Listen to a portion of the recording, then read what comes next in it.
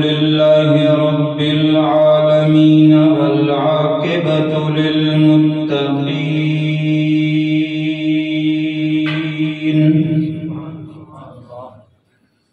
والصلاة والسلام على سيد الأنبياء وخاتم المرسلين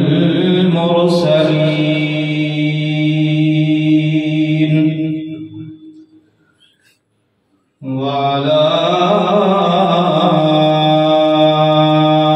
آله وأصحابه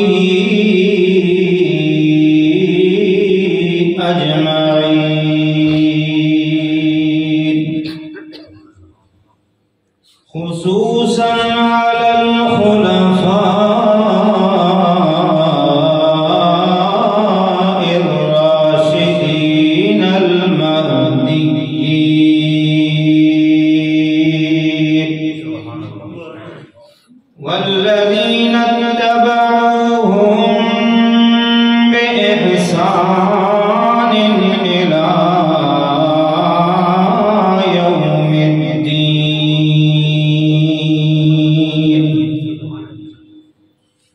أما بعد فقد قال الله تبارك وتعالى في كلامه المجيد والفرقان الحميد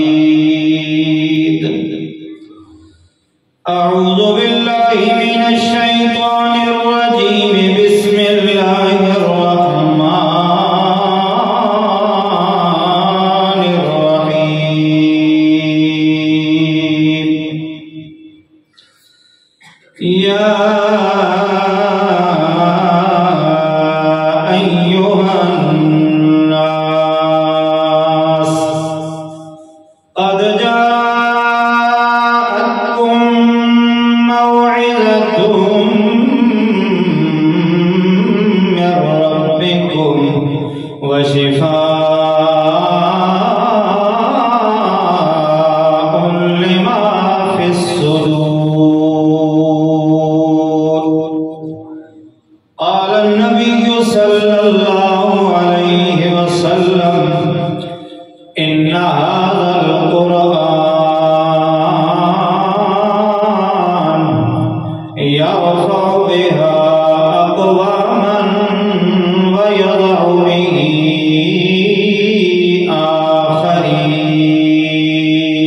آخرين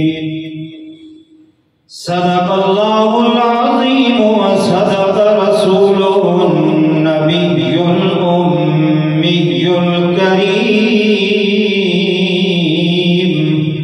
ونحن على ذلك لمن الشاهدين والشاكرين والحمد لله رب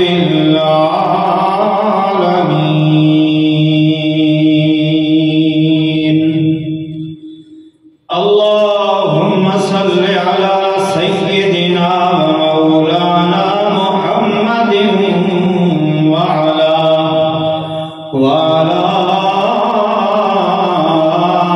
آل سيدنا ومولانا محمد وبارك وسلم ثم صل عليه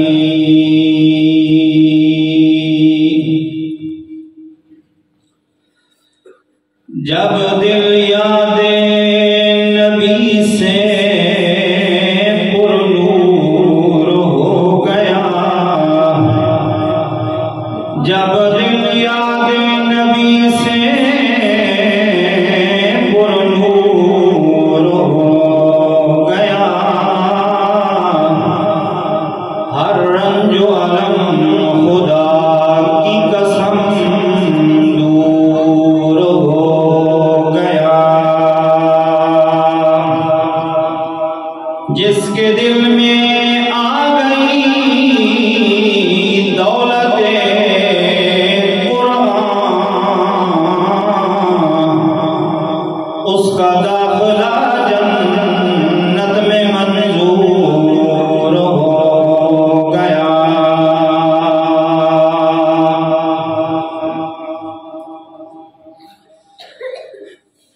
معزز و مکرم سامعین گرامی قدر، سب سے پہلے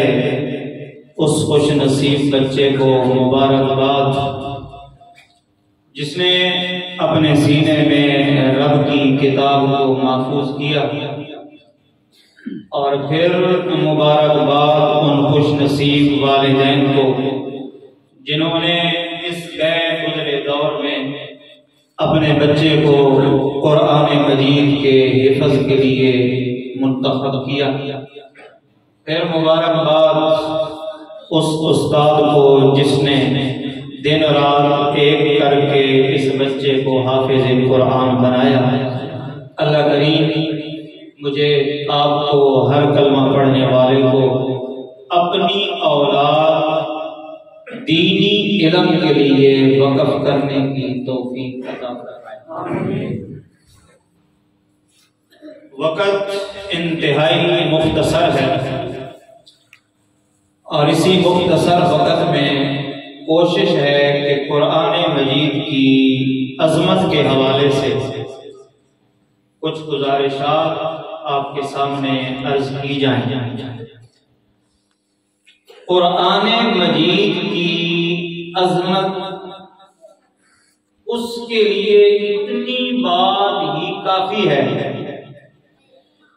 کہ اس کتاب کو اللہ نے اس فرشتے کے ذریعے زمین پہ اتارا جو تمام فرشتوں کا سردار ہے۔ اس کتاب کی عظمت کے لیے یہی بات کافی ہے کہ اللہ نے اس کتاب کے لیے اس پیغمبر کا انتخاب کیا جو سید الانبیاء والمرسلین ہے۔ اس کتاب کی عظمت اس بات سے بھی واضح ہے کہ اللہ نے اس کتاب کے لیے مہینہ وہ منتخب کیا جو 12 مہینوں کا سردار مہینہ ہے۔ اس کتاب کی عظمت اس سے بھی واضح ہوتی ہے کہ اس کتاب کو زمین پہ اتارنے کے لیے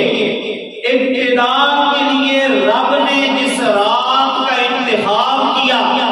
وہ 1000 مہینوں کی عبادت سے بہتر رات یعنی لیلۃ القدر ہے۔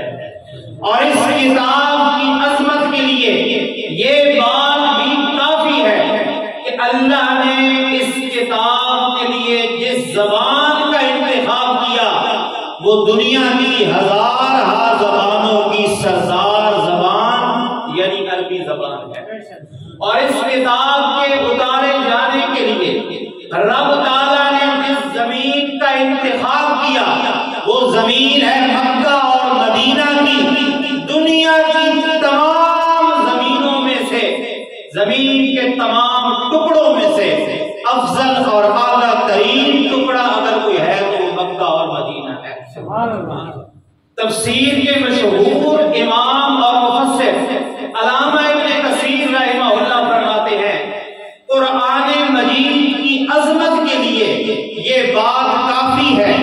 کہ جتنی چیزوں کا تعلق قرآن سے جڑ گیا ان کو بھی اللہ تعالیٰ نے عظمت سے نواز دیا۔ قرآن مجید سے تعلق جڑا قرآن مجید کو حفظ کرنے والے کا تو امام الانبیاء صلی اللہ علیہ وسلم نے فرمایا قیامت کا دن ہوگا اور قرآن مجید کے حافظ سے کائنات کا رب یہ فرمائے گا اے حافظ قرآن تو قرآن مجید کی تلاوت شروع کر، جنت کی سیڑھیاں اور درجے چڑھنا شروع کر اور قرآن کو ویسے ہی پھیل پھیل کے پڑھ جس طرح تو دنیا میں پڑھا کرتا تھا، اور اس قرآن کو پڑھتے پڑھتے جنت کی سیڑھیاں چڑھتے چڑھتے جہاں تو قرآن کی آخری آیت پڑھے گا وہی تیرا مقام اور ٹھکانہ ہوگا۔ قرآن مجید کے ساتھ تعلق جڑ گیا حافظ قرآن کے والدین کا کہ جنہوں نے بچے کا انتخاب کیا قرآن مجید کے حفظ کے لیے، اللہ نے ان کو قرآن کی وجہ سے اتنی عظمت دی ہے کہ کائنات کے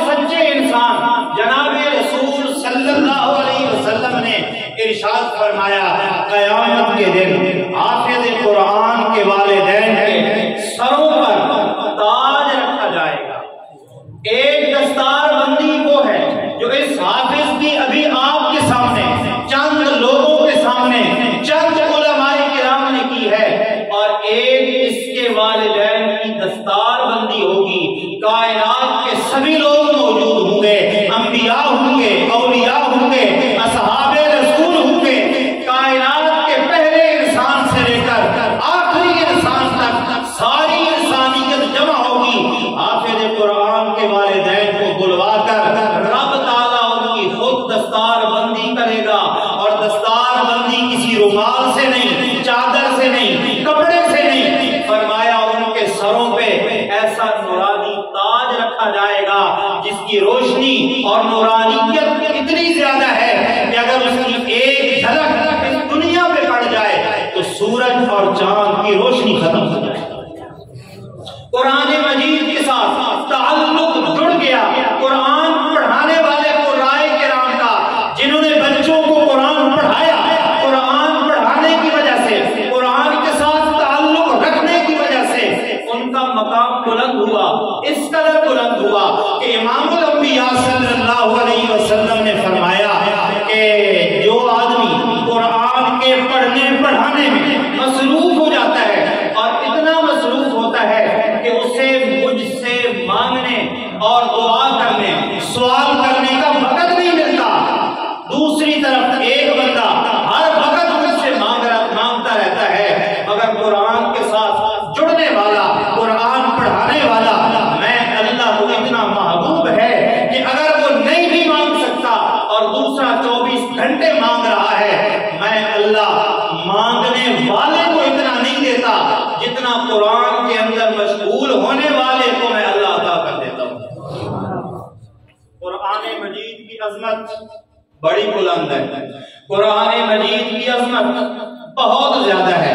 قرآن کی ایک عظمت وہ ہے جو میں بیان کر رہا ہوں، قرآن کی ایک عظمت وہ ہے جو علماء بیان کرتے ہیں، قرآن کی ایک عظمت وہ ہے جو نعت خواں بیان کرتے ہیں، قرآن کی ایک عظمت وہ ہے جو صاحب قرآن امام الانبیاء صلی اللہ علیہ وسلم نے بیان کی ہے، اور قرآن کی ایک عظمت وہ ہے جو خود قرآن کے اندر کائنات کے رب نے بیان کی ہے۔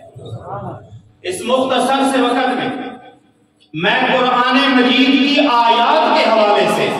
آپ کے سامنے قرآن مجید کی کچھ عظمت بیان کرنا چاہتا ہوں کہ قرآن میں کائنات کے رب نے، قرآن اتارنے والے مالک نے قرآن کی کیا عظمت بیان کی ہے۔ آئیے ذرا قرآن مجید سے پوچھتے ہیں۔ جو آیت مبارکہ آپ کے سامنے پارہ نمبر 11 سورۃ یونس کے حوالے سے پڑھی گئی، پہلے اسی کو سنیے، وقت بچا تو پھر دیگر آیات کی طرف جائیں گے۔ کیا فرمایا اللہ کریم نے؟ یا ایھا الناس،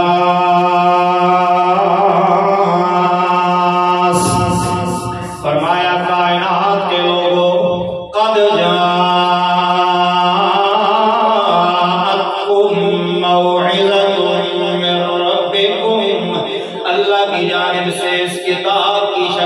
تمہارے سامنے بہت بڑی نصیحت اور واعظ کا سامان آ گیا، وشفاء لما فی الصدور، اور اس قرآن کو میں اللہ نے لوگوں کے لیے شفا بنا کے بھیجا۔ امام الانبیاء صلی اللہ علیہ وسلم نے فرمایا علیکم بالشفاءین، اے میری امت کے لوگوں، انسان کو لگنے والی بیماریاں دو قسم کی، کچھ بیماریوں کا تعلق انسان کے جسم کے ساتھ ہے جسے ہم جسمانی بیماریاں کہتے ہیں، اور دوسری بیماریاں وہ ہیں جو انسان کی روح کو لگتی ہیں، یعنی روحانی بیماریاں۔ امام الانبیاء صلی اللہ علیہ وسلم نے فرمایا کائنات کے لوگوں، بیماریاں بھی دو قسم کی اور ان کا علاج بھی اللہ نے دو قسم کا اتارا۔ جی یا رسول اللہ کیسے؟ فرمائیے۔ آپ نے فرمایا جسمانی بیماریوں کا علاج اللہ نے شہر کو بنایا ہے، اور روحانی بیماریوں کا علاج اللہ نے قرآن کو بنایا ہے۔ روحانی بیماریوں سے مراد کسی بندے کو جھوٹ کی بیماری لگ جائے، وہ جھوٹ بولنا شروع کر دے، تو قرآن مجید اس کا علاج بتاتا ہے، اور جس کے دل کے اندر ذرہ بھی ایمان موجود ہوگا وہ قرآن مجید کے اس علاج کو سامنے رکھ کر جھوٹ کی بیماری سے بچ جائے گا۔ فرمایا لعنت اللہ علی الکاذبین، جھوٹ بولنے والوں پر خدا کی لعنت ہو۔ لعنت کا مطلب ہے اللہ کی رحمت سے دور ہونا۔ بتائیے نا میرے مومن بھائیوں، اگر کسی بندے کو پتہ چل جائے کہ میرے اس جرم کی وجہ سے اللہ کی لعنت مجھ پہ آنے والی ہے، ذرہ بھی ایمان موجود ہوا، تو اس بیماری سے دور بھاگے گا یا نہیں بھاگے گا؟ وہ یقیناً جھوٹ کو چھوڑے گا۔ قرآن یوں کر کے روحانی بیماریوں کا علاج بنتا ہے۔ ویسے تو رب تعالیٰ نے قرآن کو روحانی بیماریوں کا علاج بنا کے اتارا ہے، مگر اگر حدیث پاک کے اندر غور کیا جائے، احادیث کا مطالعہ کیا جائے، تو پتہ چلتا ہے کہ قرآن جس طرح روح کی بیماریوں کا علاج ہے، اگر اللہ میں یقین رکھ کے قرآن کو پڑھا جائے تو قرآن جسمانی بیماریوں کا بھی علاج ہے۔ نہیں یقین آتا تو آئیے قرآن مجید کے بارے میں حدیث رسول سے پوچھ لیتی ہیں۔ معروف صحابی جناب حضرت عبداللہ بن مسعود رضی اللہ تعالیٰ عنہ ایک سفر پہ جا رہی ہیں، رستے سے گزر رہی ہیں، دیکھا کہ رستے کے قریب ایک مکان ہے، وہاں لوگوں کا اکٹھ ہے، بہت سارے لوگ جمع ہیں۔ حضرت عبداللہ بن مسعود بھی وہاں تشریف لے گئے، پوچھا کہ یہ لوگ کیوں جمع ہیں؟ بتایا کہ جناب اس گھر کے اندر ایک مریض ہے، اور مریض بھی ایسا جسے ڈاکٹروں نے لا علاج قرار دیا ہے کہ اب اس کا علاج نہیں ہو سکتا، بس اس کی خدمت کر لو جتنے دن زندگی باقی ہے۔ حضرت عبداللہ بن مسعود آگے بڑھ کے انہوں نے قرآن مجید کی چند آیات کی تلاوت کی، اور تلاوت کر کے اس پہ پھونک ماری۔ کچھ ہی دیر گزری تھی کہ وہ لا علاج مریض اپنے قدموں پہ کھڑا ہو کے چلنے لگ گیا۔ حضرت عبداللہ بن مسعود رضی اللہ تعالیٰ عنہ کا یہ واقعہ پیغمبر علیہ السلام کے کانوں تک بھی پہنچا۔ جب ابن مسعود پیغمبر کی مجلس میں آئے تو آپ علیہ السلام نے پوچھا، ابن مسعود یہ تو بتا تو نے وہاں کیا پڑھا تھا؟ حضرت عبداللہ بن مسعود کہنے لگے، جناب میں نے سورۃ مومنون پارہ نمبر 18 اس سورت کی آخری 4 آیات پڑھ کے دم کیا تھا۔ افحسبتم انما خلقناکم عبثا، یہاں سے لے کر آخر تک میں نے ان آیات کو پڑھا، دم کیا، اللہ نے مہربانی کی، شفا مل گئی۔ اس بات کو سن کر کائنات کے سب سے عظیم انسان نے فرمایا، ابن مسعود تو نے یہ 4 آیات پڑھ کے اس کا علاج کر دیا، حالانکہ ان 4 آیات میں اتنی طاقت ہے کہ اگر کوئی بندہ اللہ پہ یقین رکھ کے ان آیات کو پڑھ کے کسی پہاڑ پہ پھونک مارے تو وہ پہاڑ بھی اپنی جگہ تبدیل کر لے۔ قرآن کی عظمت یہ ہے کہ قرآن روحانی بیماریوں کا علاج بھی ہے، مگر قرآن جسمانی بیماریوں کا علاج بھی ہے۔ لیکن قرآن کا اصل مقصد وہ روح کی بیماریوں کا علاج ہے۔ ہماری روح کو جو بیماریاں لگتی ہیں، ہماری روح بیمار ہوتی ہے، قرآن ان کا علاج کرنے کے لیے آیا ہے۔ قرآن مجید کے حوالے سے ابھی ایک بات آپ کے سامنے ذکر کی کہ حافظ قرآن کو اللہ کتنا مقام اور مرتبہ دیں گے۔ ایک حدیث پاک کے اندر ایک اور بات بھی آپ علیہ السلام نے حافظ قرآن کے بارے میں فرمائی، اور فرمایا کہ جو آدمی قرآن مجید کو حفظ کرتا ہے، یہ حدیث آپ نے پہلے بھی سنی ہوگی لیکن میں آپ کے سامنے مکمل حدیث بیان کرنا چاہتا ہوں۔ پہلے آپ وہ ٹکڑا سن لیں جو آپ سنتے رہتے ہیں۔ فرمایا کہ جس آدمی نے قرآن مجید کو حفظ کیا، قیامت کے دن اسے اجازت ہوگی کہ اس کے خاندان کے 10 ایسے آدمی جن پر گناہوں کی وجہ سے جنت حرام ہو چکی ہوگی کہ انہوں نے جنت میں فی الحال نہیں جانا، جہنم میں جانا ہے، اسے اجازت ہوگی کہ ان کا نام لے کر سفارش کرے۔ سفارش کرنا حافظ قرآن کا کام ہے، اور ان کو جہنم سے بچا کے جنت میں داخل کرنا اس رب کا کام ہے جس نے قرآن اتارا ہے۔ اتنی بات تو آپ سنتے رہتے ہیں، لیکن یہ مکمل حدیث نہیں ہے۔ مکمل حدیث ہے جس نے قرآن پڑھا، قرآن کے حلال کو حلال سمجھا، قرآن کے حرام کو حرام سمجھا، یعنی قرآن نے جن چیزوں کی حرمت بیان کی ان کو حرام سمجھا، اور قرآن نے جن چیزوں کا حلال ہونا بیان کیا ان کو حلال سمجھا، تب اس کے لیے یہ اعلان ہے۔ اگر کوئی بندہ صرف قرآن مجید حفظ کر لیتا ہے مگر قرآن مجید کے حلال کو حلال نہیں سمجھتا، حرام کو حرام نہیں سمجھتا، تو یاد رکھیے صرف قرآن کو حفظ کرنے سے اس بندے کو خود جنت نہیں ملے گی، اپنے ساتھ وہ 10 لوگوں کو لے کر کیسے جائے گا؟ میٹھی باتیں آپ نے سن لی ہیں، 2-4 کڑوی بھی سن لیں۔ صرف حفظ کر لینا کافی نہیں ہے، قرآن مجید کی تعلیمات پر عمل کرنا ضروری ہے۔ اب قرآن مجید کی تعلیم کیا ہے؟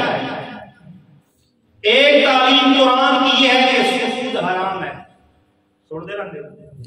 سود حرام ہے۔ اب ایک بندہ قرآن کو حفظ کرتا ہے، روزانہ اس کی تلاوت کرتا ہے، مگر وہ سودی کاروبار سے، سودی لین دین سے باز نہیں آتا، تو اس کے بارے میں تو پیغمبر فرما رہی ہیں لعن اللہ آکل الربا وموکلہ، کہ اللہ کی لعنت و سود کھانے والے پر، سود کھلانے والے پر، سودی معاملات کے گواہ بننے والے پر، سودی لین دین کو لکھنے والے پر، کسی بھی طرح سودی معاملات میں مدد کرنے والے پر خدا کی لعنت ہے۔ امام الانبیاء فرماتے ہیں اب خود بتائیے جس پر خدا کی لعنت ہو وہ جنت میں جا سکتا ہے؟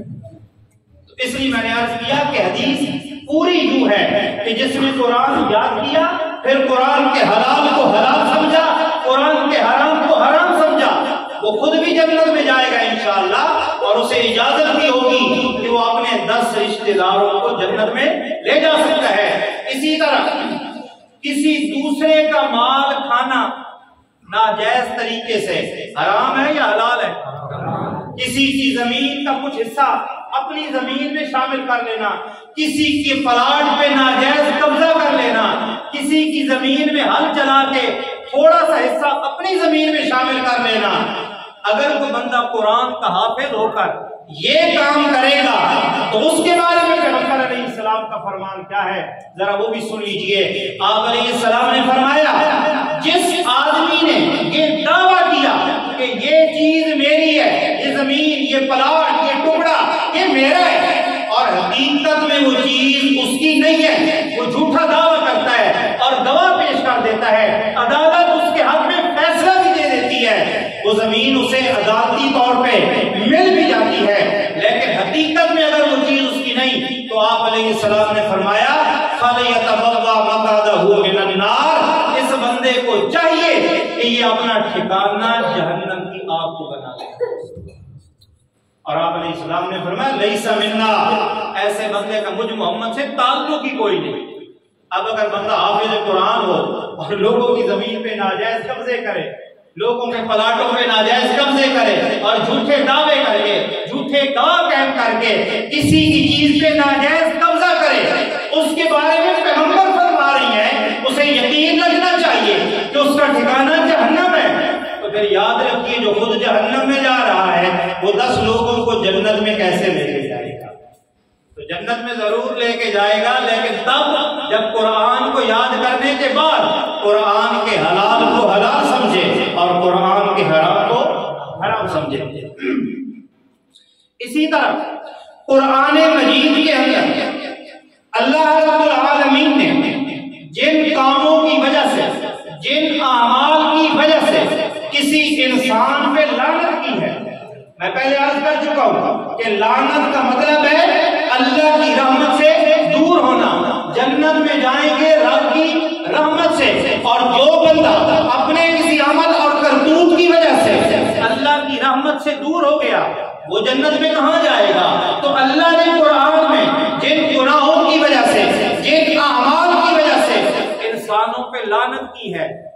میں ایک جرم ہے کسی پاک دامن مرد پہ، کسی پاک دامن عورت پہ بدکاری کا یا زنا کا الزام لگانا۔